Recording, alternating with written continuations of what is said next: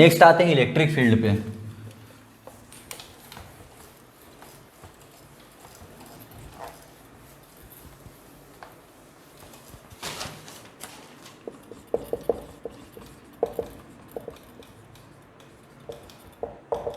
अब electric field होता क्या है, इलेक्ट्रिक फील्ड का डेफिनेशन अगर देखें, मतलब first of all electric field को समझते हैं, इलेक्ट्रिक फील्ड होगा क्या। तो अगर मान लेते हैं कि हमारे पास कोई चार्ज क्यू है, अब इस रीजन में किसी टेस्ट चार्ज को ले आते हैं, क्यू नॉट चार्ज को ले आते हैं, तो अभी इस पर फोर्स लग रहा होगा, फोर्स लग रहा होगा, बट कितना फोर्स लग रहा है वो मतलब कैलकुलेट कर सकते हैं कूलम्ब्स लॉ से।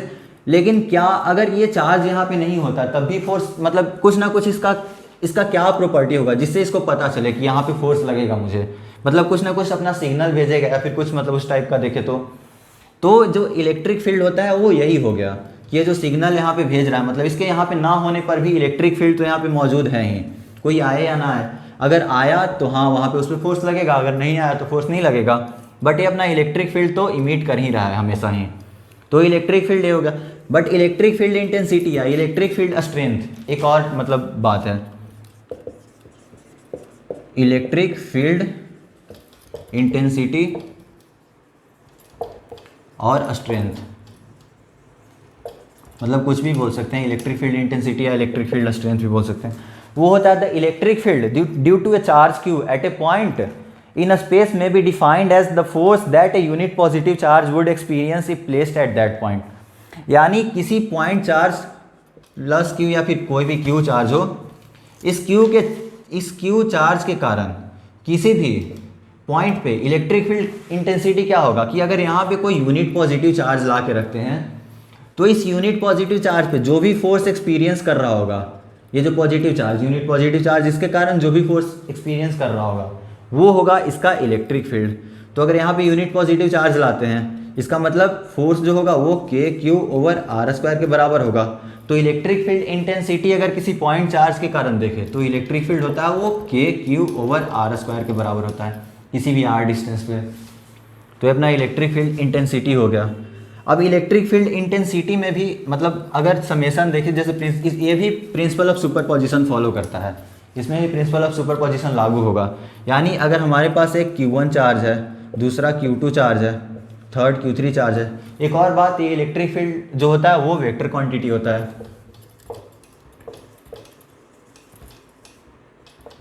मतलब इसमें डायरेक्शन और मैग्नीट्यूड दोनों ही होता है। तो इस अगर किसी पॉइंट P पे हम इलेक्ट्रिक फील्ड देखें तो इस पे जो भी इसके कारण इलेक्ट्रिक फील्ड समथिंग E1 होगा, इसके कारण इलेक्ट्रिक फील्ड इस डायरेक्शन में E2 होगा, और इसके कारण इलेक्ट्रिक फील्ड इस डायरेक्शन में E3 होगा। तो नेट इलेक्ट्रिक फील्ड अगर देखें वो इन सभी के वेक्टोरियल सम के बराबर होगा, यानी E1 vector plus E2 vector plus E3 vector plus जो भी कुछ भी अगर वैसा हो तो उन सभी के समेशन के बराबर होगा। तो ये अपना हो गया इलेक्ट्रिक फील्ड का सुपरपोजिशन, मतलब सुपरपोजिशन प्रिंसिपल भी फॉलो करता है।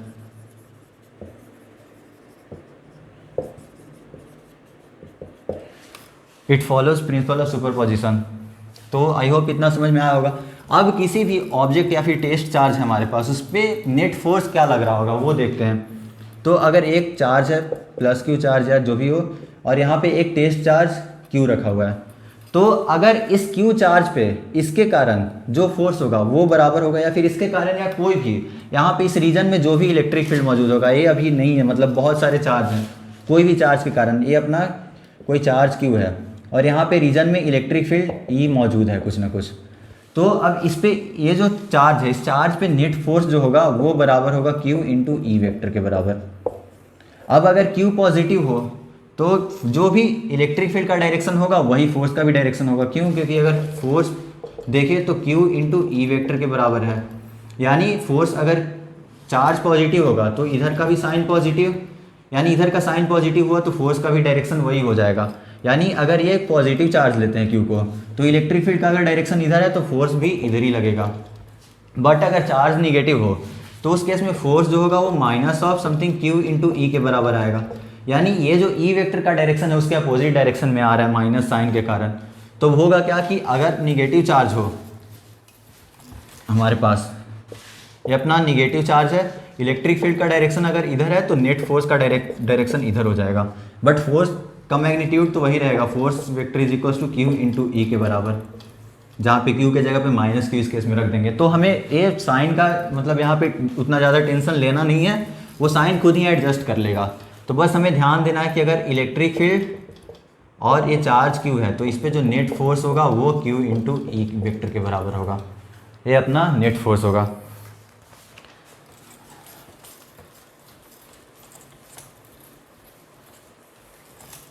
अब नेक्स्ट टॉपिक जो हमारा है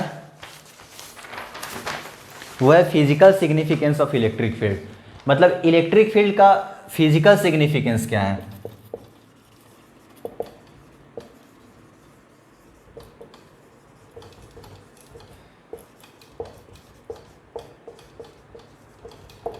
तो ये सब जो भी बातें मैं बता रहा हूँ वो सब एनसीईआरटी में दिया हुआ है, तो मैं उन सभी इंपॉर्टेंट टॉपिक्स को जो भी मुझे लगा कि इंपॉर्टेंट है, मतलब उससे क्वेश्चन पूछ सकता है, मतलब 1 नंबर का ही सही बट क्वेश्चन पूछ सकता है, तो वो सभी बातें मैं यहाँ पे आपको बता रहा हूँ। अब फिजिकल सिग्निफिकेंस अगर इलेक्ट्रिक फील्ड का देखें तो वो क्या है। फिजिकल सिग्निफिकेंस मतलब वैसे तो इलेक्ट्रोस्टैटिक फील्ड जो होता है वो मतलब ठीक है काम का तो है ही, बट वो वैसे कोई काम का है नहीं। बट अगर हम टाइम डिपेंडेंट इलेक्ट्रोमैग्नेटिक फिनोमेना अगर देखें तो उस केस में ये जो इलेक्ट्रिक फील्ड है वो काम में आ जाता है। अब होगा क्या कि जैसे कोई चार्ज है यहाँ पे, ये चार्ज इलेक्ट्रिक फील्ड मतलब सिग्नल के फॉर्म में भेज रहा है कहीं पे भी, मतलब किसी भी पॉइंट पे, इस पॉइंट पे अब ये सिग्नल के फॉर्म में जा रहा है उधर। अब हुआ क्या, ये सिग्नल का मैक्सिमम स्पीड तो लाइट के स्पीड के बराबर ही होगा। अब इस चार्ज को अगर हम एक्सेलरेट करा देते हैं तो एक्सेलरेट करा के समथिंग यहाँ पे इस डिस्टेंस पे ले आते हैं, यहाँ से x डिस्टेंस पे जो भी हो, तो यहाँ पे जो इलेक्ट्रिक फील्ड होगा वो इमीडिएटली यहाँ पे चेंज नहीं होगा। क्यों? क्योंकि ये एक्सेलरेटेड है और इसका जो स्पीड है वो c के बराबर है, इसके मतलब ट्रेवल करने का स्पीड जो है वो c के बराबर है। तो यहाँ पे इमीडिएटली ही इलेक्ट्रिक फील्ड चेंज नहीं हो जाएगा। यानी अगर ये डिस्टेंस देखिए, ये अपना q चार्ज था और यहाँ से यहाँ का डिस्टेंस अगर r अज्यूम कर लेते हैं तो यहाँ पे जो अभी इलेक्ट्रिक फील्ड होगा वो k/r² के बराबर होगा। अब इसको यहाँ से यहाँ ले आते हैं x डिस्टेंस पे, तो अब यहाँ से यहाँ का डिस्टेंस हो गया r माइनस एक्स। तो अब यहाँ पे इलेक्ट्रिक फील्ड हो जाना चाहिए था E = kq/r माइनस एक्स का होल स्क्वायर, बट ये इमीडिएटली चेंज नहीं होगा। क्यों? क्योंकि जब तक हम यहाँ से यहाँ इसको लाएंगे, एक्सेलरेट करा के ला रहे हैं, तो उसमें यहाँ से यहाँ ट्रेवल करने पे जो डिस्टेंस ट्रेवल किया, अब इस इलेक्ट्रिक फील्ड वाले सिग्नल को भी यहाँ से यहाँ जाना होगा, इसको भी कुछ सम डिस्टेंस ट्रेवल करना है। तो हालांकि मतलब अगर ऐसे देखें तो ये बहुत ही कम टाइम होगा, मतलब बहुत ही कम टाइम में एडजस्ट कर लेगा, बट फिर भी कुछ ना कुछ तो टाइम लगेगा ही, क्योंकि ये यहाँ से मूव कर रहा है। तो जैसे अगर यहाँ से मूव कर रहा है तो इलेक्ट्रिक फील्ड का मैग्नीट्यूड चेंज होगा, बट इमीडिएटली नहीं चेंज होगा। क्यों? क्योंकि ये सिग्नल जो है मैक्सिमम स्पीड c से ही जा सकता है, ऐसा है नहीं कि मतलब, और इसको हम एक्सेलरेट करा रहे हैं तो एक्सेलरेट कराने से इसके स्पीड में मतलब रिलेटिव वेलोसिटी वगैरह देखें तो उसका कुछ कॉन्सेप्ट अगर लगा तो इसके कारण इमीडिएटली यहाँ पे नहीं पहुँच पाएगा। मतलब साथ में ऐसा नहीं है कि यहाँ से जा रहा है कुछ मतलब सॉलिड ऑब्जेक्ट टाइप, मतलब आगे भाला या तीर लगा हुआ है तो जैसे जैसे आगे बढ़ रहा है तीर भी उसी तरह से आगे बढ़ते जा रहा है, वैसा कुछ नहीं है। मतलब ये अपना सिग्नल यहाँ से हमेशा ही मीट कर रहा है। सिग्नल एक जैसे यहाँ पे सिग्नल आया, फिर उसके बाद फिर इसके पीछे सिग्नल, तो उस तरह से सिग्नल ही मीट कर रहा है। तो अब ये जो सिग्निफिकेंस देखे इलेक्ट्रिक फील्ड का, तो मेनली यहीं पे यूज होता है कि ये इमीडिएटली मतलब कहीं पे अगर देखे तो वो चेंज नहीं होगा इमीडिएटली। तो आई होप आपको ये समझ में आया होगा। अब आते हैं इलेक्ट्रिक फील्ड लाइंस पे।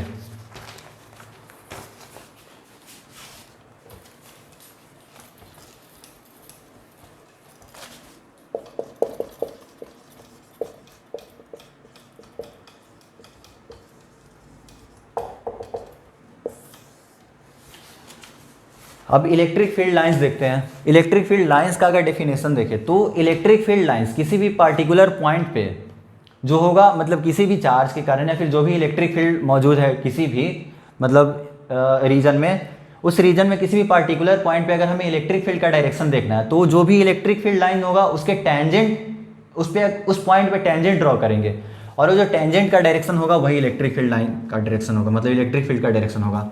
जैसे ये फील्ड लाइन हो गया, अब इस पॉइंट पे हमें इलेक्ट्रिक फील्ड का डायरेक्शन देखना है तो यहाँ पे हम यहाँ पे एक टेंजेंट ड्रॉ करेंगे। अब जो भी इसका डायरेक्शन होगा वही इलेक्ट्रिक फील्ड का डायरेक्शन होगा। तो बेसिकली देखा जाए तो electric field line gives the direction of electric field at that point, मतलब जो भी इलेक्ट्रिक फील्ड लाइंस जिस भी पॉइंट पे मतलब हमें इलेक्ट्रिक फील्ड लाइंस देख रहे हैं तो इलेक्ट्रिक फील्ड लाइंस के कारण उस पॉइंट पे जो भी टेंजेंट होगा वो इसका डायरेक्शन बताएगा। और magnitude of field is represented by density of field lines. अब हम मैग्नीट्यूड कैसे रिप्रेजेंट करें, किसी भी फील्ड लाइन का मैग्नीट्यूड क्या होगा, तो वो डेंसिटी ऑफ फील्ड लाइंस पे डिपेंड करेगा। जैसे अगर किसी भी रीजन में इलेक्ट्रिक फील्ड लाइंस कुछ इस तरह का है, पॉइंट ए देख लेते हैं और पॉइंट बी है, तो अब डेंसिटी देखें तो यहाँ पे higher density as compare to this point. तो मतलब यहाँ पे 3 फील्ड लाइंस या फिर जो भी हो, ये 3 फील्ड लाइंस छोटे से एरिया में ही मौजूद है, बट यहाँ पे 3 फील्ड लाइंस देखिए थोड़ा ज़्यादा बड़ा एरिया में मौजूद है। तो यहाँ पे इलेक्ट्रिक फील्ड लाइन का डेंसिटी ज़्यादा है as compare to this one, यानी इलेक्ट्रिक फील्ड एट ए जो होगा वो ग्रेटर देन होगा इलेक्ट्रिक फील्ड एट बी। ये अपना सेकेंड पॉइंट इसमें लिख सकते हैं, magnitude of field is represented by density of field lines.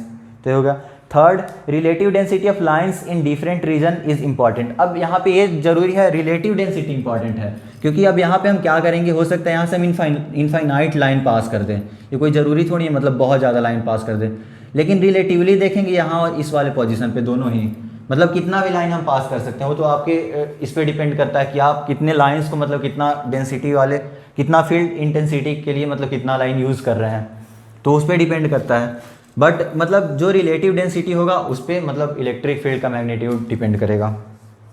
अब कुछ मतलब पॉइंट चार्जेस या फिर कुछ चार्जेस के केस में इलेक्ट्रिक फील्ड लाइंस का डिस्ट्रीब्यूशन देखें तो वो किस तरह से होगा वो देख लेते हैं एक बार।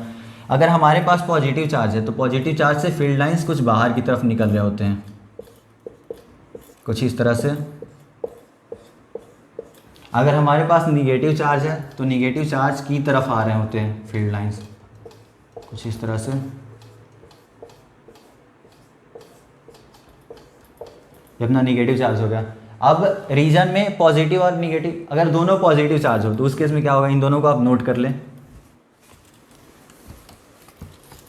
अगर पॉजिटिव और निगेटिव दोनों ही चार्ज मौजूद है तो ये अपना पॉजिटिव चार्ज, ये निगेटिव चार्ज, तो इसमें क्या होगा, इससे इमर्ज करेगा और इसमें जाके ख़त्म हो जाएगा, कुछ इस तरह का सीन आएगा।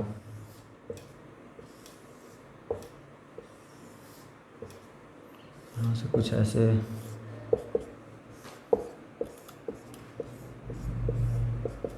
और यहाँ इसमें आके ख़त्म हो रहा है, कुछ इस तरह का पॉजिटिव निगेटिव का सीन होगा। बट अगर दोनों पॉजिटिव चार्ज हो तो उसमें क्या होगा, दोनों से ही इमर्ज कर रहा है पॉजिटिव चार्ज से, तो ये कुछ इस तरह का यहाँ पे सीन आ जाएगा। एक ये भी पॉजिटिव, दूसरा ये भी पॉजिटिव, तो यहाँ से भी इमर्ज करेगा कुछ इधर, यहाँ से भी कुछ इस तरह का।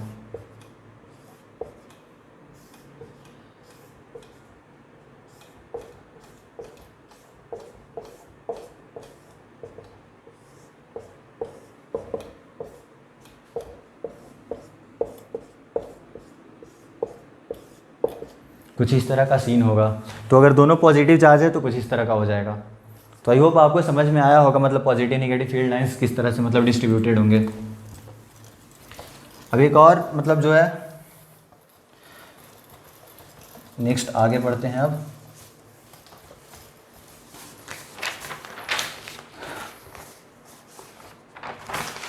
तो नेक्स्ट पॉइंट आते हैं properties of electric field lines. मतलब इलेक्ट्रिक फील्ड लाइंस के क्या क्या प्रॉपर्टीज़ वगैरह हैं, तो इसको आप लोग नोट कीजिएगा पहले।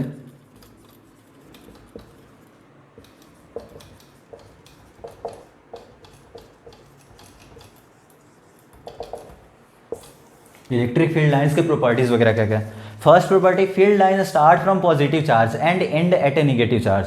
यानी फील्ड लाइन हमेशा ही पॉजिटिव चार्ज से स्टार्ट होगा और निगेटिव चार्ज पे जाके ख़त्म होगा, कुछ इस तरह का।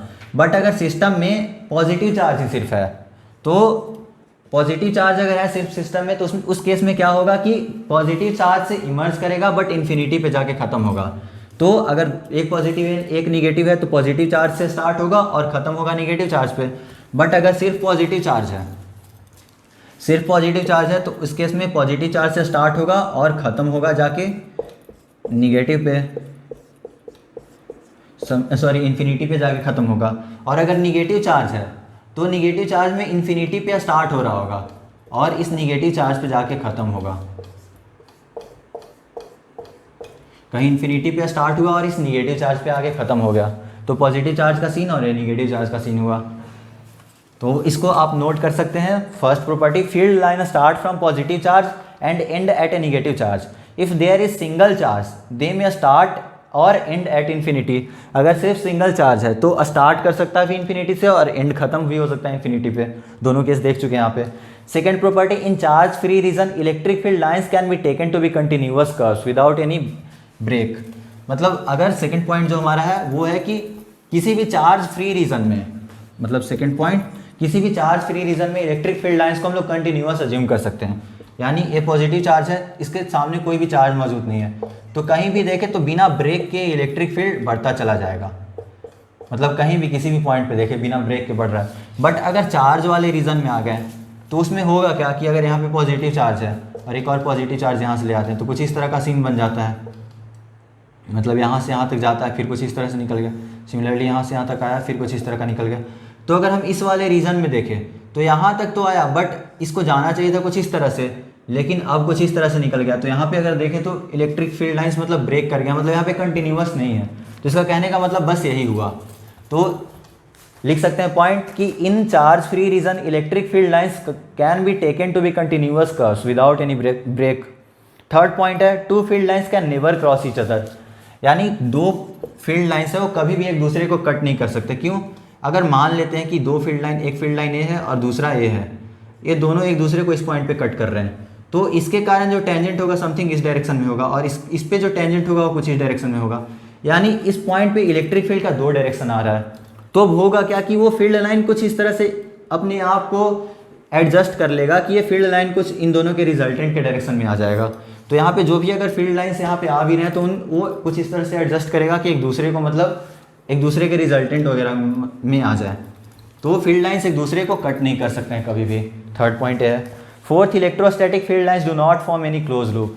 यानी इलेक्ट्रोस्टैटिक फील्ड लाइन्स कभी भी क्लोज लूप नहीं बनाएंगे। क्लोज लूप का मतलब क्या हुआ कि यहाँ से आके यहीं पे ख़त्म हो जाए। तो अब इसको समझते हैं कुछ इस तरह से। अगर हमारे पास कोई पॉजिटिव चार्ज है तो अगर क्लोज लूप बनाना है यानी यहाँ से जाएगा और यहाँ पे ख़त्म हो जाएगा, मतलब यहाँ से फिर से स्टार्ट होकर कुछ इस तरह का फील्ड लाइन बनाएगा। बट हमें ध्यान देना कि ये फील्ड लाइन जो है वो चार्ज में कभी भी एंटर नहीं करेगा, तो इस कारण यहाँ पे क्लोज लूप बना नहीं सकता है। या फिर आप इस तरह से भी देख सकते हैं कि इधर से भी निकल रहा है बट इधर से एंटर कैसे करेगा? पॉजिटिव चार्ज में तो एंटर नहीं करना चाहिए। तो यहाँ पे ये अपना इसका एक्सप्लेनेशन हो गया। तो चारों पॉइंट एक बार फिर से बोलता हूँ। First point, field lines start from positive charge and end at a negative charge. If there is a single charge they may start और end at infinity. Second point, in charge free region, electric field lines can be taken to be continuous curves without any break. Third point, two field lines can never cross each other. Fourth point, electrostatic field lines do not form any closed loop. तो I hope आपको इतना समझ में आया होगा। अब next आते हैं इलेक्ट्रिक फ्लक्स पे। अब इलेक्ट्रिक फ्लक्स होता क्या है? इलेक्ट्रिक फ्लक्स हमें बताता है कि किसी भी पार्टिकुलर क्रॉस सेक्शन एरिया से कितना फील्ड लाइन पास कर रहा है। तो आते हैं इलेक्ट्रिक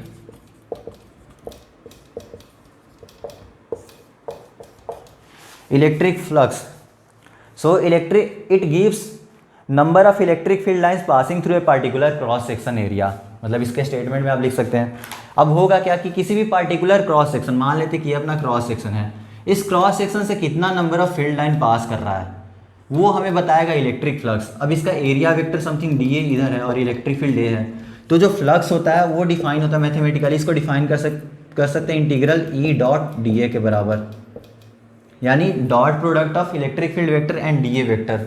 तो अगर हमारे पास कुछ इस तरह का अगर सेक्शन बन रहा है, मतलब हमारा कुछ इस तरह का ये है, इसका एक क्रॉस सेक्शन लेते हैं, इसका area vector something D A vector इधर की तरफ है और इलेक्ट्रिक फील्ड लाइंस भी कुछ मतलब थीटा एंगल बना रहा है इससे, इलेक्ट्रिक फील्ड जो भी हो, इन दोनों के बीच का एंगल थीटा है। तो यहाँ से जो नेट फ्लक्स डेल्टा फाई अगर देखें वो जो पास कर रहा होगा वो होगा बराबर ई डॉट डी ए के, यानी मैग्नीट्यूड वाइज देखें तो मॉड ऑफ ई जो यहाँ पे होगा into mod of D A into cos of theta, यानी थीटा इन दोनों के बीच का एंगल है। तो अपना नेट नेट नहीं, इस छोटे से सेक्शन से इलेक्ट्रिक फ्लक्स कितना पास कर रहा है। अब वही हमें नेट इलेक्ट्रिक फ्लक्स एक पता करना हो तो इंटीग्रेट कर देते हैं डेल्टा फाई को, जो भी हो जाता है integral E dot D A के बराबर। तो यही अपना नेट फ्लक्स आ जाता है। तो अपने को ध्यान रखना है इन नॉन यूनिफॉर्म फील्ड के केस में net flux integral E dot D A के बराबर होगा। बट अगर यूनिफॉर्म फील्ड हो तो फर्स्ट तो हमारा नॉन यूनिफॉर्म फील्ड,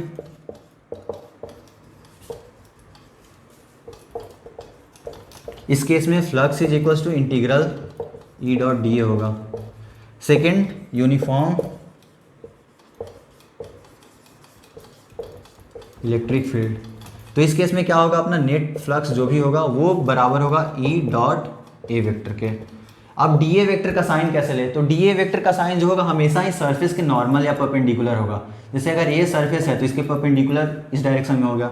कुछ सरफेस मतलब किसी भी अगर सरफेस कुछ इस तरह का होता तो इसके परपेंडिकुलर ये हो गया, तो डी ए वेक्टर हमेशा ही सरफेस के नॉर्मल या फिर परपेंडिकुलर होगा। सिमिलरली ए वेक्टर भी सरफेस के हमेशा परपेंडिकुलर या नॉर्मल वेक्टर ही होगा। तो आई होप इतना आपको समझ में आया होगा। इसका जो अब फॉर्मूला आ गया, flux is equals to mod of E into mod of A into cos of theta, मतलब थीटा एंगल बिटवीन देम। ये अपना नेट फ्लक्स का फॉर्मूला आ गया। इसको लिख सकते हैं इलेक्ट्रिक फील्ड, ई जो है इलेक्ट्रिक फील्ड और डी ए वेक्टर मतलब area vector normal to the surface या perpendicular to the surface. Same situation यहाँ पे भी, E vector electric field vector और एरिया वेक्टर, एरिया का मैग्नीट्यूड इंटू मतलब एरिया वेक्टर अगर हमें लिखना हो, area vector is equals to mod of area into n cap, जहाँ पे एन कैप होगा normal to the surface vector जो भी बन रहा हो। तो आई होप इतना आपको समझ में आया होगा। अब कुछ देखते हैं इलेक्ट्रिक फ्लक्स, मतलब किसी थोड़ा विजुलाइज करके देखते हैं इसको। तो अगर हमारे पास एक सीट है, कुछ इस तरह का सीट है जिसका एरिया वेक्टर समथिंग इस डायरेक्शन में है और इलेक्ट्रिक फील्ड कुछ इस तरह से जा रहा है, इलेक्ट्रिक फील्ड, इन दोनों के बीच का एंगल अगर थीटा है, तो इस सीट से अगर हमें नेट फ्लक्स कितना पास कर रहा है वो पता करना हो तो flux is equals to E mod of E into mod of A into cos theta हो जाएगा। यानी या तो इसका प्रोजेक्शन इलेक्ट्रिक फील्ड वाले पे ले लें तो इसका प्रोजेक्शन ये जो ए कॉस थीटा ही तो होगा, तो यहाँ पे लिख सकते हैं ई इंटू ए कॉस थीटा के बराबर। या फिर इस एरिया वेक्टर का प्रोजेक्शन इसके अलॉन्ग ले लें तो इसका प्रोजेक्शन समथिंग ये वाला होने वाला है जो कि बराबर होगा ई कॉस थीटा के। तो हम ये भी लिख सकते हैं फ्लक्स इज इक्वल्स टू, या फिर फ्लक्स को लिख सकते हैं E cos theta into area vector, मतलब दोनों में से कुछ भी लिख सकते हैं इसके जगह पे। तो जो नेट फ्लक्स होगा ये कॉस थीटा डायरेक्टली ही लिख सकते हैं, तो इस केस में ये कॉस थीटा हो जाएगा। अगर दोनों सेम डायरेक्शन में ही हो तो उस केस में थीटा तो जीरो ही हो गया, यानी उस केस में ई और ए ही हो जाएगा। जैसे ए हो गया सीट हमारे पास, अगर ये सीट है और इलेक्ट्रिक फील्ड का डायरेक्शन कुछ ये हो गया इलेक्ट्रिक फील्ड और एरिया वेक्टर भी इधर ही है, तो एरिया वेक्टर भी इधर ही है और इलेक्ट्रिक फील्ड वेक्टर भी इधर ही है, तो दोनों के बीच का angle theta is equals to 0 degree, यानी कॉस जीरो का वैल्यू होता है 1। तो इस केस में फ्लक्स अगर देखें अपना तो ई इंटू ए के बराबर ही हो जाएगा, डॉट की जगह पे ई इंटू ए, मतलब मैग्नीट्यूड वाइज बस इतना ही हो जाएगा। तो ये दो केस है अपना, ये दो केस आई होप समझ गए होंगे आप लोग। अब नेक्स्ट आते हैं इलेक्ट्रिक डाइपोल पे। नेक्स्ट पॉइंट है अपना इलेक्ट्रिक डाइपोल।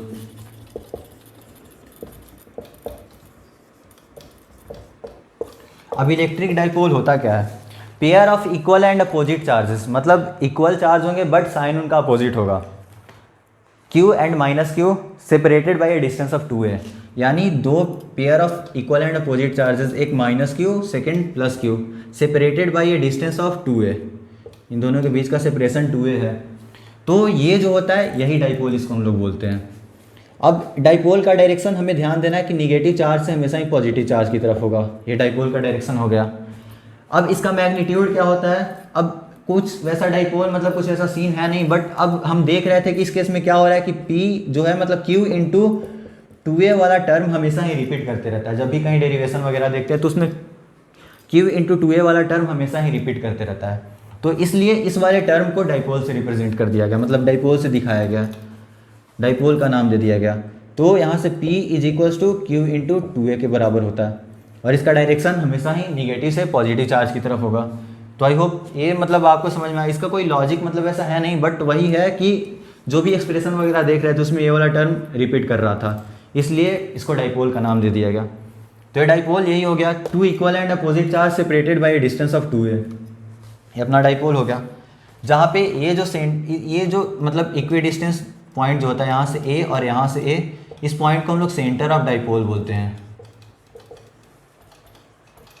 और ये जो लाइन होता है मतलब ये जो भी चार्ज, यहाँ पे एक चार्ज है, यहाँ पे चार्ज है, तो ये लाइन मतलब एक्सिस ऑफ डाइपोल होता है। इस लाइन के लॉन्ग अगर देखें, एक चार्ज यहाँ पे रखा है, दूसरा चार्ज यहाँ पे, तो ये एक्सिस ऑफ डाइपोल होता है।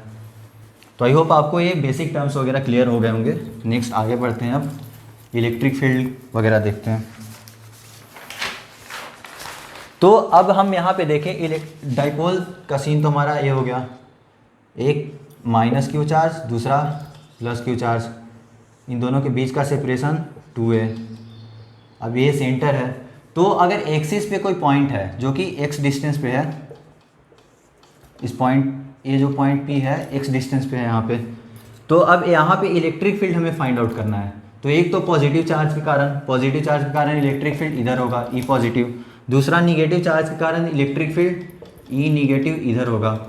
अब E पॉजिटिव का वैल्यू देखें तो E पॉजिटिव का वैल्यू होगा अपना KQ ओवर यहाँ से यहाँ का डिस्टेंस, यहाँ से यहाँ का x है, यहाँ से यहाँ का a है, तो यहाँ से यहाँ का डिस्टेंस x माइनस a, और यहाँ से यहाँ का डिस्टेंस अगर देखें तो x प्लस a, तो इसके कारण KQ over x minus a का होल का स्क्वायर, और E निगेटिव देखें तो ये बराबर होगा KQ over x plus a का होल का स्क्वायर। E पॉजिटिव और E निगेटिव होगा।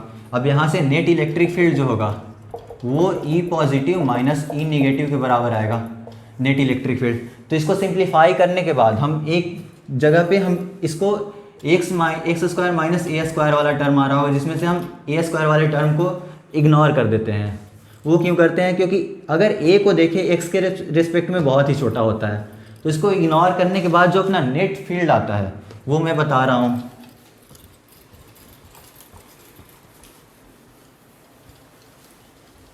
जो कि आपको याद रखना है इसमें डाइपोल के केस में, यहाँ पे माइनस क्यू चार्ज है और ये प्लस क्यू चार्ज है, इन दोनों के बीच का सेपरेशन 2a है। एक्सियल पॉइंट पे कहीं भी x डिस्टेंस पे अगर देखें यहाँ से, तो इस पॉइंट पे इलेक्ट्रिक फील्ड का डायरेक्शन इधर होगा, जो कि बराबर होगा 2kp ओवर आर क्यूब के। आर क्यूब यानी यहाँ से अगर यहाँ का डिस्टेंस r हो, ये अपना एक्सियल पॉइंट पे होगा 2kp ओवर आर क्यूब के बराबर। अब p के जगह पे क्या लिखेंगे? p हमें तो पता ही है q इंटू 2a के बराबर होगा, तो यहाँ से आप अगर मैग्नीट्यूड वाइज देखें तो ये भी हो जाएगा, यानी अगर मैग्नीट्यूड वाइज देखें तो 2 इंटू के इंटू पी के जगह पे q into 2a over R cube, ये अपना एक्सियल पॉइंट पे इलेक्ट्रिक फील्ड होगा, जिसको E एक्सियल भी लिख सकते हैं। अगर इक्वेटोरियल पॉइंट हो, इक्वेटोरियल पॉइंट मतलब इन दोनों का जो मिड पॉइंट है उस पर जो लाइन ड्रॉ करते हैं, परपेंडिकुलर लाइन, किसी भी r डिस्टेंस पे अगर यहाँ पे देखें तो इलेक्ट्रिक फील्ड का डायरेक्शन डाइपोल के अपोजिट डायरेक्शन में होगा। डाइपोल का डायरेक्शन ये है p वेक्टर, तो इसके अपोजिट डायरेक्शन में इधर होगा, और ये बराबर होगा kp ओवर आर क्यूब के। ये E इक्वेटोरियल हो गया।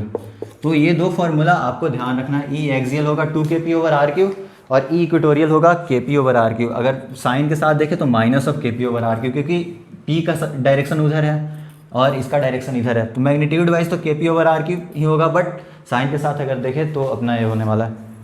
तो आई होप आपको ये मतलब इसका डेरिवेशन तो उसी तरह से निकालेंगे, डेरिवेशन जो भी डेराइव करेंगे, जिसमें एक्स स्क्वायर माइनस ए स्क्वायर वाला टर्म आ रहा हो तो उसको ए निगलेक्ट करेंगे वहाँ पे, क्योंकि ए बहुत छोटा है। मतलब डेरिवेशन का टाइम है नहीं, वरना मैं यहाँ पे करा देता, बट वीडियो फिर बहुत ही ज़्यादा लंबा हो जाएगा। उसको कहीं क्वेश्चन वगैरह में देख लेंगे अगर वैसा डेरिवेशन होगा तो।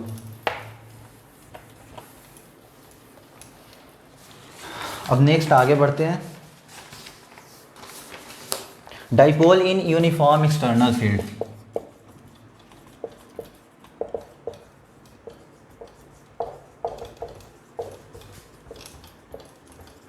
अगर यूनिफॉर्म फील्ड है, यानी यूनिफॉर्म फील्ड का मतलब क्या होगा? यूनिफॉर्म फील्ड मतलब हर जगह पे इलेक्ट्रिक फील्ड का मैग्नीट्यूड सेम ही होगा।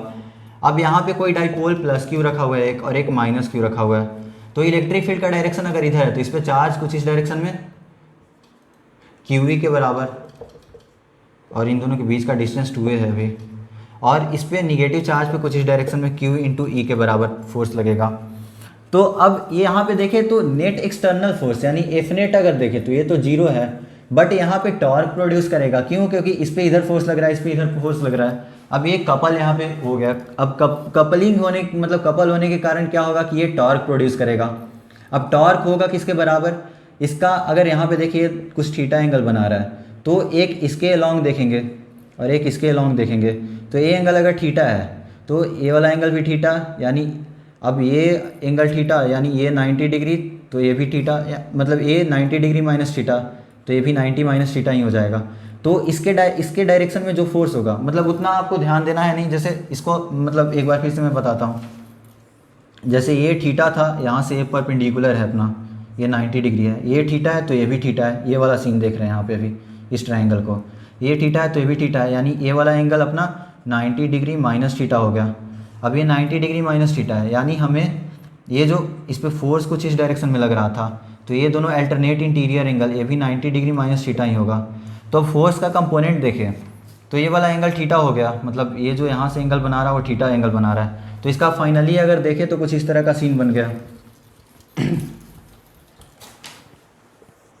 इलेक्ट्रिक फील्ड हो गया, यहाँ पे Q प्लस QE लग रहा है, और ये इधर की डायरेक्शन में QE, यहाँ पे माइनस Q चार्ज है।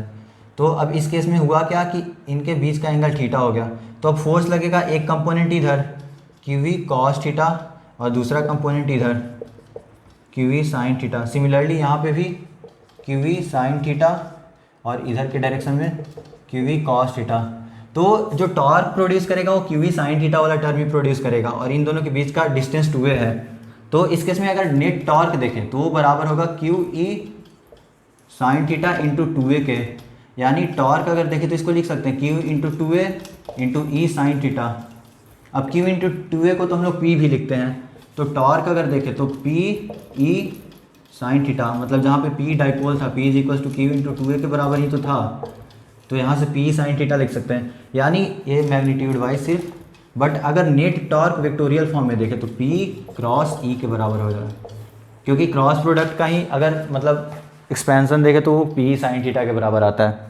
तो ये नेट टॉर्क किसी भी एक्सटर्नल फील्ड में अगर कोई भी डाइपोल रखा हुआ है, उस केस में नेट टॉर्क अपना P क्रॉस E होगा। अब नेट एक्सटर्नल फोर्स तो जीरो ही होगा, मतलब नेट फोर्स तो जीरो ही होगा। क्यों? क्योंकि इस डायरेक्शन में QE लग रहा है, दूसरा इस डायरेक्शन में QE लग रहा है, एक दूसरे को बैलेंस कर देंगे। तो आई होप आपको इतना समझ में आया होगा। अब नेक्स्ट देखते हैं कि अगर नॉन यूनिफॉर्म फील्ड हो, नॉन यूनिफॉर्म फील्ड के केस में क्या होगा। फील्ड का डायरेक्शन कुछ इधर है, तो इस केस में हम पैरेलली ही सिर्फ देखेंगे, क्योंकि वो थोड़ा ज़्यादा है हो जाएगा। फील्ड का डायरेक्शन कहीं भी हो सकता है, मतलब नॉन यूनिफॉर्म है, इसका मैग्नीट्यूड भी चेंज कर रहा है, एक माइनस Q चार्ज है, दूसरा प्लस Q चार्ज है। इस पर फोर्स इधर लग रहा होगा, इस पर फोर्स इधर लग रहा होगा QE, और इस पर QE। तो अगर इस डायरेक्शन में फील्ड बढ़ रहा होगा, उस केस में ये वाला डोमिनेट कर जाएगा, यानी फोर्स का डायरेक्शन इधर हो जाएगा। बट अगर इलेक्ट्रिक फील्ड का डायरेक्शन इस मतलब डायरेक्शन में अगर देखें डिक्रीज कर रहा होगा, तो यहाँ पे फील्ड का मैग्नीट्यूड ज़्यादा होगा एज़ कम्पेयर टू यहाँ पे, तो फिर उस केस में इधर के डायरेक्शन में आ जाएगा। तो बस इसमें यही इतना ही NCERT में दिया हुआ है कि जो नेट फोर्स होगा वो डिपेंड करेगा किस डायरेक्शन में फील्ड का मैग्नीट्यूड बढ़ रहा है या घट रहा है। तो आई होप आपको ये समझ में आया होगा। अब नेक्स्ट आगे देखते हैं। आगे देखने से पहले मैं एक बार थोड़ा पानी पी लेता हूँ।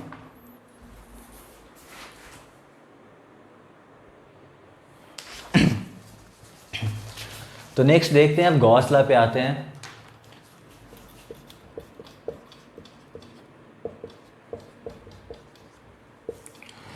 ओके, सो गॉस लॉ को मतलब देखते हैं कैसे करेंगे। गॉस लॉ में अब हमें क्या करना है कि एक पॉइंट चार्ज के थ्रू इस गॉस लॉ को प्रूव करते हैं। अब हमारे पास एक पॉइंट चार्ज है, प्लस Q मान लेते हैं। अब इस पॉइंट चार्ज के कारण इलेक्ट्रिक फील्ड सभी डायरेक्शन में ही मतलब निकल रहा होगा, कुछ इस तरह से जा रहा होगा। ये पढ़ चुके हैं अभी थोड़ी देर पहले ही। अब हम एक यहाँ पे स्फेरिकल सरफेस मतलब क्लोज्ड सरफेस, एक स्फेरिकल क्लोज्ड सरफेस अज्यूम करते हैं। अब इस क्लोज स्फेरिकल सरफेस पे कोई एक छोटा सा एलिमेंट कंसीडर करते हैं। इस एलिमेंट पे अगर देखें एरिया वेक्टर समथिंग इधर की तरफ होगा dA वेक्टर, और यहाँ से जो इलेक्ट्रिक फील्ड आ रहा होगा वो भी बाहर की तरफ ही होगा इलेक्ट्रिक फील्ड।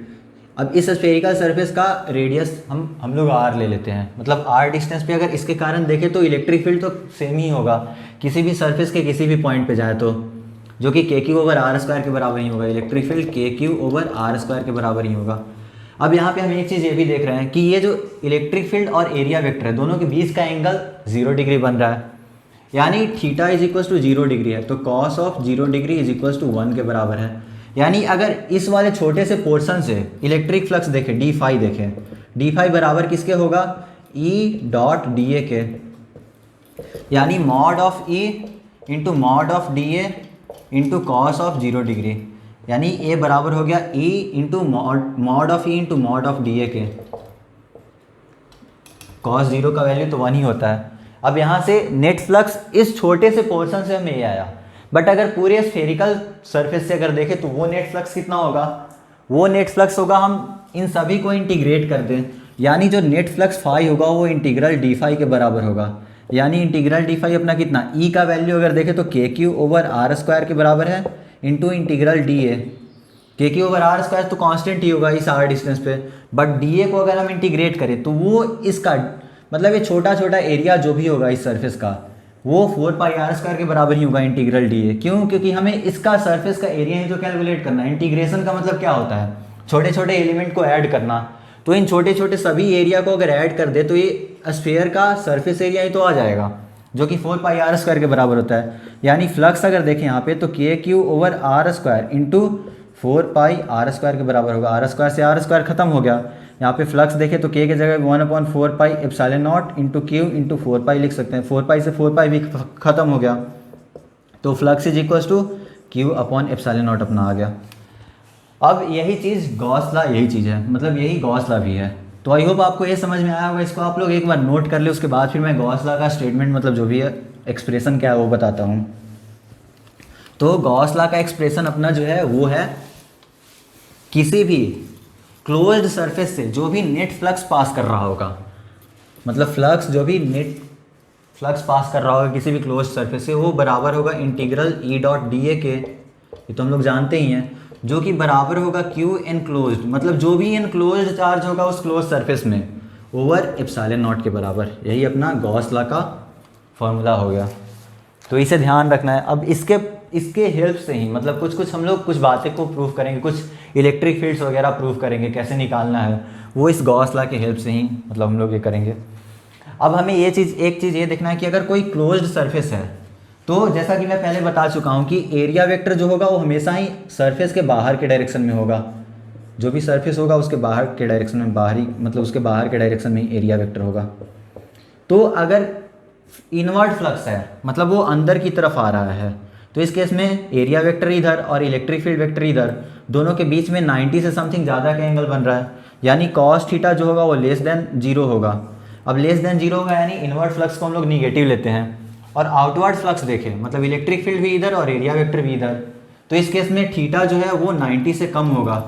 अब 90 से कम होगा यानी कॉस थीटा जो होगा वो ग्रेटर देन 0 होगा, तो इसमें पॉजिटिव होगा। तो जो कन्वेंशन अपना होता है उसमें इनवर्ड फ्लक्स को निगेटिव लेते हैं और आउटवर्ड फ्लक्स को पॉजिटिव लेते हैं। तो अगर ये कोई सरफेस है, यहाँ से जो फ्लक्स इंटर कर रहा होगा और इधर से एग्जिट कर रहा होगा, तो जो इनवर्ड फ्लक्स है इसको निगेटिव लेंगे और आउटवर्ड फ्लक्स को पॉजिटिव लेंगे। तो यहाँ पे ये भी आप लोग नोट कर लें, इनवर्ड फ्लक्स निगेटिव और आउटवर्ड फ्लक्स हो जाएगा अपना पॉजिटिव। ये कन्वेंशन हो गया, साइन कन्वेंशन फ्लक्स का। अब आगे आते हैं गॉस लॉ के कुछ मतलब इम्पॉर्टेंट इसके कुछ इम्पॉर्टेंट पॉइंट्स डिस्कस कर लेते हैं गॉस लॉ के। तो फर्स्ट पॉइंट जो अपना है वो मतलब पॉइंट रिगार्डिंग गॉस लॉ यहाँ पे लिख लेते हैं, एक बार टॉपिक डाल दें, पॉइंट्स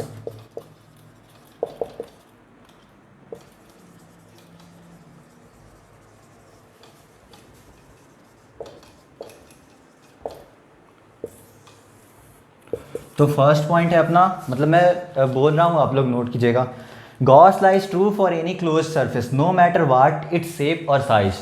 मतलब ये जो गॉस लॉ है किसी भी सरफेस के लिए वैलिड है, कोई ज़रूरी नहीं कि हम स्फेरिकल शेप ही ले लें। अब मतलब यहाँ पे एक इनक्लोज चार्ज क्यू के बराबर और कुछ इस तरह का भी शेप हो, तो इससे भी जो नेट फ्लक्स होगा वो बराबर होगा क्यू अपॉन एप्सिलॉन नॉट के ही, या फिर कोई सा भी मतलब कुछ भी ए भी शेप का हो। फिर यहाँ पे अगर स्फेरिकल शेप का कुछ इस तरह का भी ले लें, S1 surface, S2 surface, S3 surface, तो तीनों सरफेस से जो नेट फ्लक्स पास कर रहा होगा वो क्यू अपॉन एप्सिलॉन नॉट के ही बराबर होगा। ये ध्यान देना है, ये 3D क्लोज्ड सरफेस है, यहाँ पे ये ध्यान देना है, मतलब 2D क्लोज्ड सरफेस नहीं है, यहाँ पे 3D में दिखा नहीं सकता हूँ इसलिए कुछ इस तरह का सरफेस बनाना पड़ा, बट ये है 3D क्लोज्ड सरफेस। तो कैसा भी सरफेस रहे, मतलब कुछ इस तरह का भी सरफेस रहे, अगर ऐसा भी सरफेस रहे, तो ये S4 से भी जो नेट फ्लक्स पास कर रहा होगा वो भी क्यू अपॉन एप्सिलॉन नॉट के बराबर ही होगा। यानी फ्लक्स पासिंग थ्रू S1 बराबर होगा फ्लक्स पासिंग थ्रू S2, वो बराबर होगा फ्लक्स पासिंग थ्रू S3, वो बराबर होगा flux passing through S4 is equals to Q upon epsilon naught के। तो फर्स्ट पॉइंट अपना यही है, इसको आप नोट कर सकते हैं कि Gauss law is true for any closed surface no matter what it's shape और साइज, मतलब उसका शेप और साइज क्या है उस पर डिपेंड नहीं करता है। Next the term Q on the right side, ये जो अपना राइट साइड पे जो क्यू टर्म था या फिर जो चार्ज है फ्लक्स, मतलब गॉस लॉ में देख रहे थे flux is equals to integral E dot D A is equals to Q enclosed upon epsilon naught. तो ये जो क्यू चार्ज है, मतलब the term Q on the right side of the Gauss law is includes the sum of all charges enclosed by the surface. अब अगर कोई हमारे पास surface है, यहाँ पे चार्ज Q1 है, यहाँ पे चार्ज Q2 है, यहाँ पे चार्ज Q3 है, तो इस सरफेस में जो भी चार्ज मौजूद है इनसाइड दिस सरफेस, अगर Q4 चार्ज बाहर है तो इसको नहीं लेंगे, इसको निगलेक्ट करना है। चार्ज हमेशा ही इनसाइड द सरफेस जो भी होगा वो नेट चार्ज यहाँ पे Q एनक्लोज्ड होगा। तो अगर Q एनक्लोज्ड का वैल्यू इस केस में देखें तो Q1 plus Q2 plus Q3 के बराबर होगा। Q4 नहीं लेना क्योंकि आउटसाइड द सरफेस है। तो the term Q on right side of the Gauss law includes the sum of all charges enclosed by the surface. The charges may be located anywhere inside the surface, और इनका orientation या location कहीं भी कुछ भी हो सकता है। जैसे Q1 यहाँ पे लिया है, अब इसके जगह पे ये भी हो सकता है Q2 यहाँ पे ले लेते हैं और Q1 को यहाँ पे ले लेते हैं, उससे भी कोई फर्क नहीं पड़ने वाला है। Q enclosed का value Q1 plus Q2 plus Q3 होगा। थर्ड पॉइंट है electric field on Gaussian surface is due to all the charges both inside and outside the Gaussian surface. मतलब ये जो इलेक्ट्रिक फील्ड होगा, यहाँ पे जो फार्मूला में ये जो इलेक्ट्रिक फील्ड हम लोग ले रहे हैं flux is equals to integral E dot D A is equals to Q enclosed upon epsilon naught. तो ये जो इलेक्ट्रिक फील्ड है वो गॉसियन सरफेस के बाहर भी अगर कोई पॉइंट चार्ज मौजूद है, जैसे अंदर कोई पॉइंट चार्ज मौजूद है, यहाँ पे अगर देख लेते हैं अंदर कोई पॉइंट चार्ज Q1 मौजूद है और बाहर कोई Q2 मौजूद है, तो इस पॉइंट पे अगर हम देख रहे हैं तो इन सभी पॉइंट पे सरफेस पे इलेक्ट्रिक फील्ड जो होगा इन दोनों के वजह से ही होगा। यहाँ पे जो इलेक्ट्रिक फील्ड हम लोग ले रहे हैं वो दोनों ही पॉइंट चार्जेस की वजह से होगा। मतलब इनसाइड चार्ज और आउटसाइड चार्ज दोनों, इनसाइड और आउटसाइड इलेक्ट्रिक फील्ड सोर्स जो भी होंगे उनके कारण इलेक्ट्रिक फील्ड यहाँ पे हम लोग लेंगे। तो वही चीज़ है, electric field on the Gaussian surface is due to all the charges both inside and outside the Gaussian surface. तो आई होप आपको ये समझ में आ गया होगा, ये कुछ मतलब points related to Gaussian surface था। अब नेक्स्ट आते हैं एप्लीकेशन ऑफ गॉस लॉ, मतलब गॉस लॉ के कुछ एप्लीकेशंस वगैरह को देखते हैं। और ये अपना आखिरी टॉपिक है, मतलब आखिरी फर्स्ट चैप्टर का आखिरी टॉपिक है। तो इतना तक में तो मैंने कोशिश किया जो भी इंपॉर्टेंट पॉइंट्स वगैरह हैं उन सभी को बताने का। तो अब आते हैं application of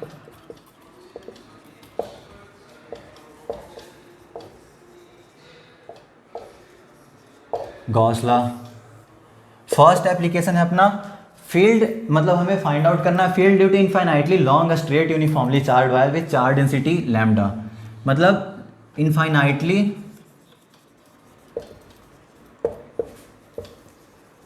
long straight charged wire having charge density lambda plus lambda.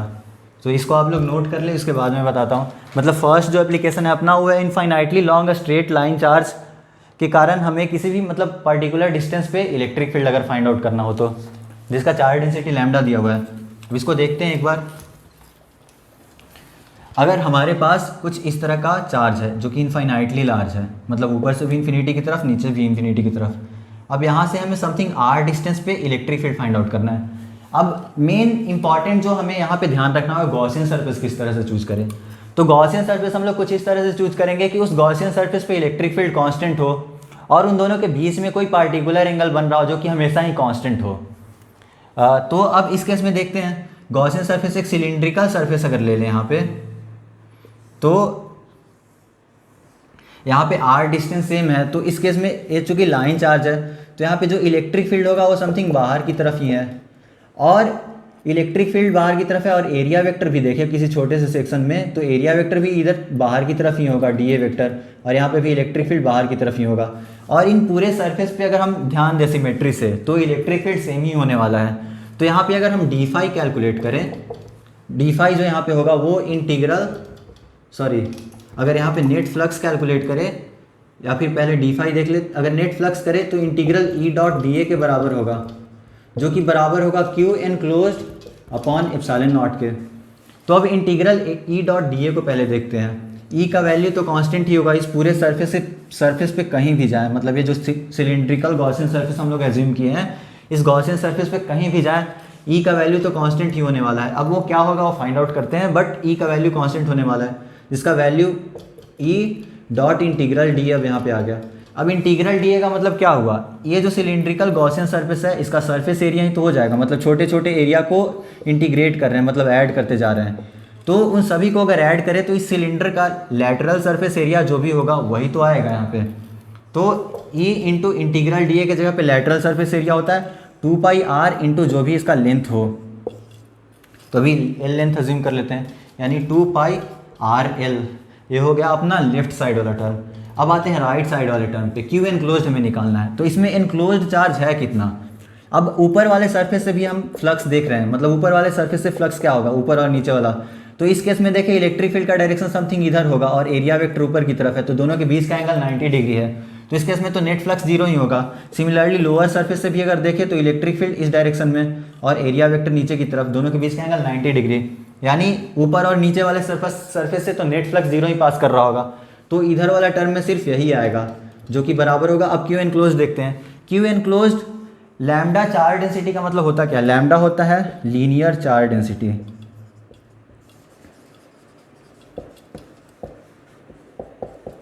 मतलब लैम्डा जो होता है वो D Q over D L होता है, यानी total charge over total length होता है। तो अगर लैम्डा लीनियर चार्ज डेंसिटी मतलब हुआ कि अगर हमें यूनिट लेंथ के मतलब यूनिट लेंथ के लाइन पे कितना चार्ज मौजूद है, तो अगर किसी एक्स डिस्टेंस मतलब एक्स लेंथ के चार्ज पे अगर हमें एक्स लेंथ के लाइन चार्ज पे हमें अगर चार्ज कैलकुलेट करना हो तो लैम्डा इंटू एक्स ही तो होगा। अब इस केस में ये लेंथ जो है वो एल के बराबर है, क्योंकि इतना ही तो ये इसके अंदर में है जो एल लेंथ का जो मतलब चार्ज होगा। तो अब यहाँ पे क्यू एनक्लोज्ड अगर देखें तो ये बराबर होगा लैम्डा इंटू एल के ओवर एप्सिलॉन नॉट। यहाँ पे भी देखें तो lambda into L over epsilon naught. अब एल से एल ख़त्म हो गया तो यहाँ से अगर देखें E is equals to lambda over 2 pi epsilon naught into R. अब 2 से ऊपर नीचे अगर मल्टीप्लाई कर दें तो नीचे अपने पास 2 lambda over 4 pi epsilon naught into R आ गया। यानी अब इस वाले 1/4 पाई एप्सिलॉन नॉट वाले टर्म को के तो लिख ही सकते हैं। तो ई इज इक्वल्स टू जो नेट अपना इलेक्ट्रिक फील्ड आएगा इसमें E is equals to 2k lambda over R के बराबर आ जाएगा। तो फर्स्ट केस जो हमारा था लीनियर मतलब line charge infinitely long line charge का गॉस थ्योरम यूज़ करके कैसे इलेक्ट्रिक फील्ड कैलकुलेट करें, तो वो अपना ये हो गया, इस तरह से कैलकुलेट करेंगे। नेक्स्ट आते हैं second application.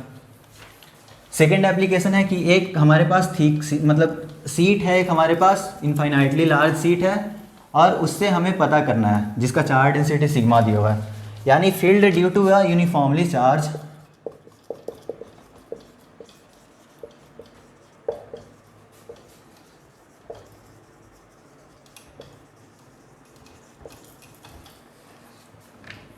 infinite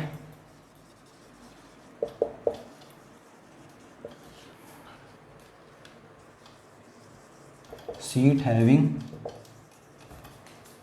surface charge density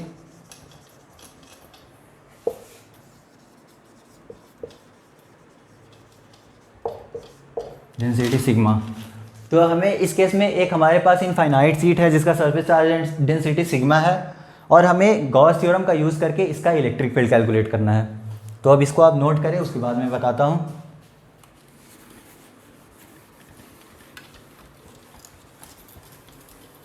तो अब देखते हैं कुछ इस तरह का अपना सीट होगा, ये सीट है, ये भी ऊपर की तरफ इन्फिनिटी नीचे की तरफ इन्फिनिटी, मतलब सभी डायरेक्शन में इनफाइनाइटली फैला हुआ है। मतलब सीट कुछ इस तरह का होगा, बट मतलब हम किसी एक साइड से देख रहे हैं। तो अगर किसी एक साइड से देखेंगे तो वो कुछ मतलब एक लाइन की तरह ही दिखेगा। तो कुछ इस तरह का सीट है अपना इन्फिनिटी।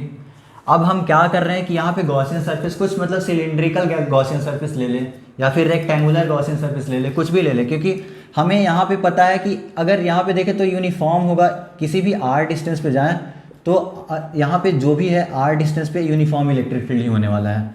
तो या तो हम सिलिंड्रिकल गॉसियन सरफेस ले लें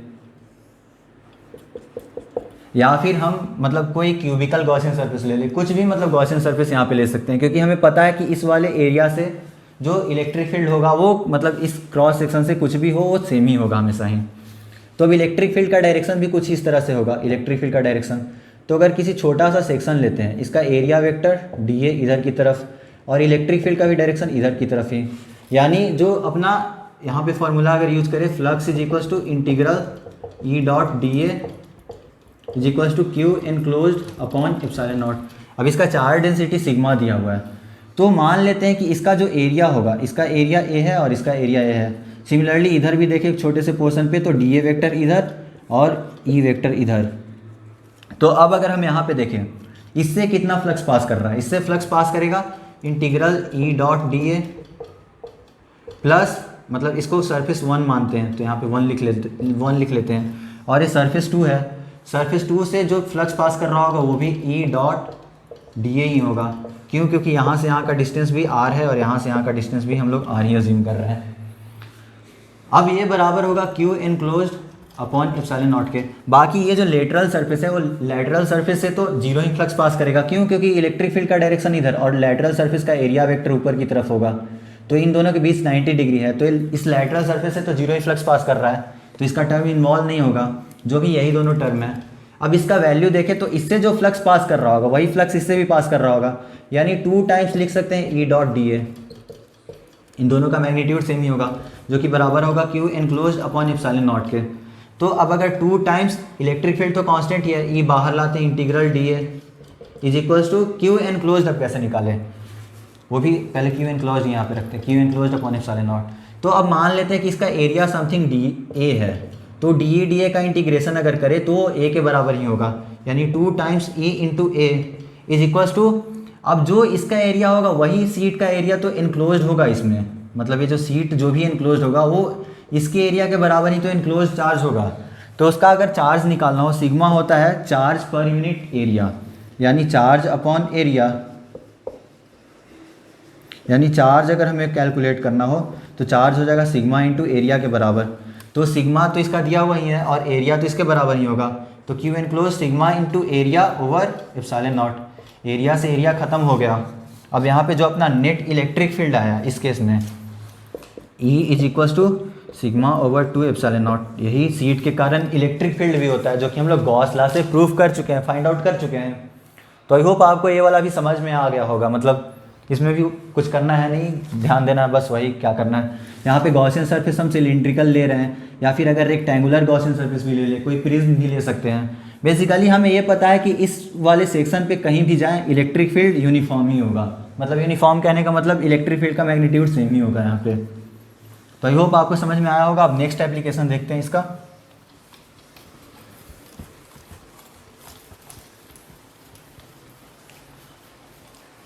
नेक्स्ट एप्लीकेशन है field due to uniformly charge in a spherical shell.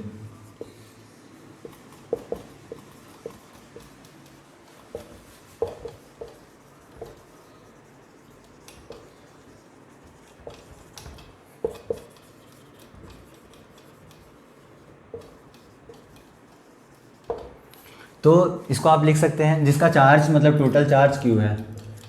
तो अब आते हैं, इसमें 2 केस बनेंगे, एक तो inside the spherical shell, second outside the shell. तो अब आते हैं, देखते हैं इसको भी गॉस थ्योरम से। तो हमारे पास एक सेल है जो कि अंदर से खाली है। फर्स्ट ऑफ ऑल इनसाइड देखते हैं, मतलब आर जो है वो रेडियस से छोटा है, इसका अगर रेडियस समथिंग कैपिटल आर और चार्ज क्यू है तो किसी भी आर पॉइंट पे जाए, यहाँ पे एक स्फेरिकल गॉसियन सरफेस अज्यूम करते हैं। अब इस पॉइंट पे जाके देखें गॉसियन सरफेस के अंदर, तो इसमें तो एनक्लोज चार्ज जीरो ही है, क्योंकि चार्ज जो भी है वो ऊपर की तरफ डिस्ट्रीब्यूटेड है, मतलब सरफेस पे डिस्ट्रीब्यूटेड है, तो अंदर तो कोई चार्ज है नहीं। अब यहाँ पे देखें integral E dot D A जो कि Q enclosed upon epsilon naught के बराबर होता है, इसका वैल्यू तो जीरो है, यानी ई डॉट डी ए जो है इस केस में जीरो हो गया, यानी इस केस में electric field inside the spherical cell zero हो गया। इस तो फर्स्ट अपना इनसाइड द स्फेरिकल सेल था,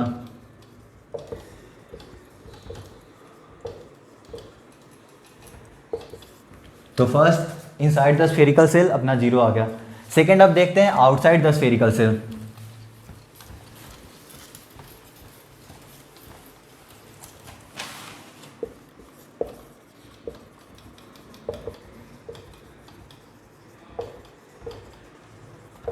यानी r जो है वो ग्रेटर देन और इक्वल टू r है।